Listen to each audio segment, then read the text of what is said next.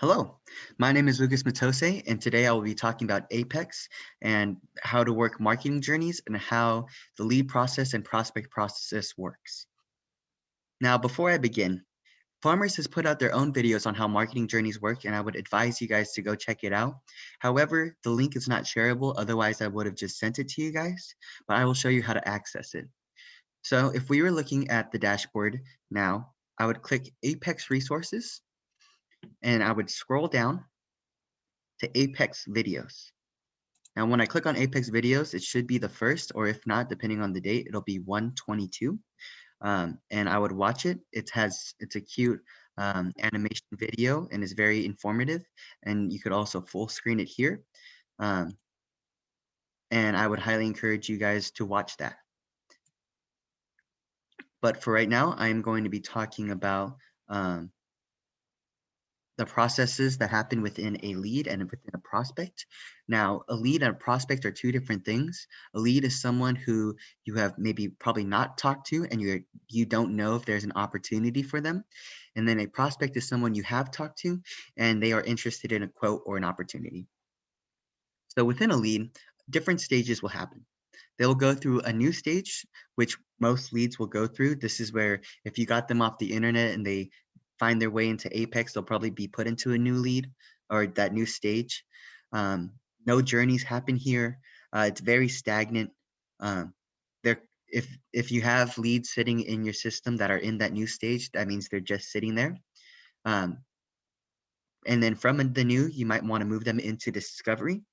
So these are for leads you don't know, but you automatically want to market to because they will be put onto the discovery journey. And that's where you just start to see the beginning of these automated marketing journeys. So within the discovery stage, you'll see automated emails start to go out and automated phone call tasks. This will help you reach out to them without having to really talk to them and really dive into them. And then from there, they'll also receive into the nurturing stage. Now, these are leads who may not be ready at this time, but still want to keep in touch with. So when a person were to open one of these automated marketing journey emails, they'll have three possible hyperlink responses. The first one is being, yes, I'm interested.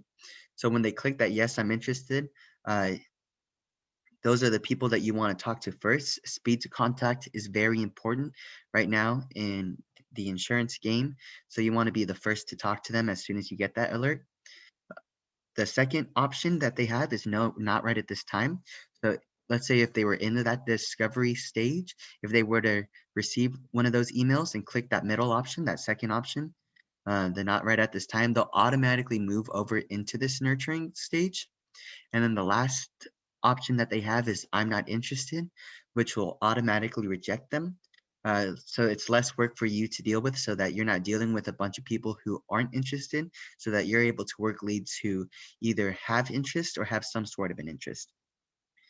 And then within this nurturing stage, some journeys that happen, there are two possible. The first being that long-term campaign or a drip campaign, which will send them emails 60 days apart. So it's kind of like an extended hand of, hey, we're here in case you ever change your mind. And if they do change their mind, they do have that option to click, yes, I'm interested, which will move them back to the top of your list. So that's something to keep an eye on.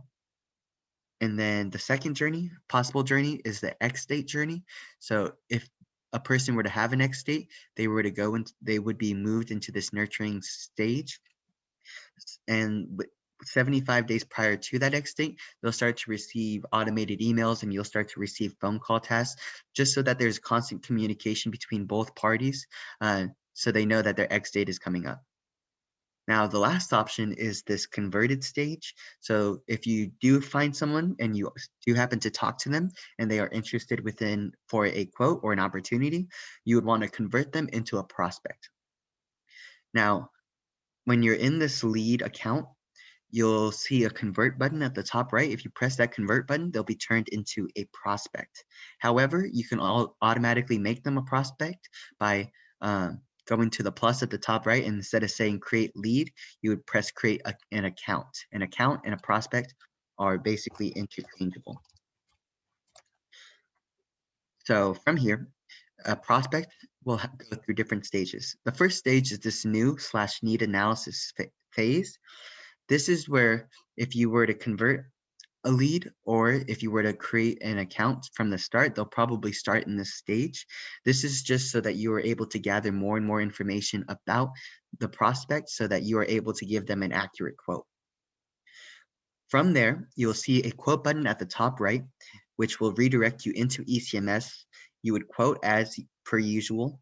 And then from there, once you press quote, you press rate, you press save. All that information should travel back into Apex, which will start them onto a quoted follow-up marketing journey. Now, this is the only journey that happens within the prospect side of things, so only one that happens over here. And this will basically send them an emails a couple of days after you sent them the quote saying, hey, have you had a chance to look at the quote I sent you? A very basic message similar to that. But yeah, and that's kind of just the basis of it. And then from there, depending if you're able to sell the policy, if you are, it's a closed one. If you aren't, it moves into closed lost so that you're able to see in the future all of your closed lost or and maybe be able to work them again in the future. Now, I have created this template of kind of just basics on where a lead would go or where a person would go. So whenever any imported leads will start anew, this does not have a journey. It's kind of just a stagnant stage within this lead side. If you want to have a lead or a person you haven't talked to or anyone with an email, you'd want to put them onto this discovery journey so it can begin automated marketing.